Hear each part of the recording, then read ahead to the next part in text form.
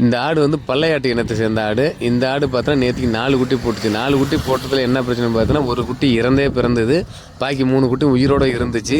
உயிரோடு இருந்து என்ன பிரச்சனை, ஒரு குட்டி மட்டும் ஹார்ட் பீட் கொஞ்சம் கம்மியாக இருந்துச்சு. ஹார்ட் பீட் கம்மியாக இருந்தோடனே பார்த்தோன்னா அதோட உடம்பு பூரா புல் ஜில்லுன்னு ஆயிடுச்சு. அதுக்கு தேவையான வெப்பத்தை கொடுத்தா கண்டிப்பாக காப்பாற்றலாம் நம்பிக்கையில் பொழுதுக்கும் சூடு கொடுத்து ஓரளவுக்கு கிட்ட 3 மணி நேரம் சூடு கொடுத்து காப்பாற்றினேன். இதில் வந்து இன்றைக்கி திறந்து பார்த்தோன்னே 3 குட்டியும் ஓரளவுக்கு நல்லாவே இருந்துச்சு.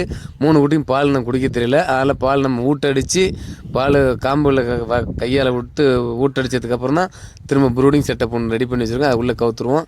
3 குட்டியும் ஓரளவுக்கு தேவையான பாலை ஊட்டடிச்சிட்டு திரும்ப குட்டியை வந்து கொண்டு கவுத்து விட்ருவோம். இந்த 3 குட்டியும் வந்து அப்டேட்டில் என்ன நல்லா 3 குட்டி நல்லா காப்பாற்றணும். டெய்லியும் என்னால் முடிஞ்ச வரைக்கும் வீடியோ பதிவு பண்ணுறேன்.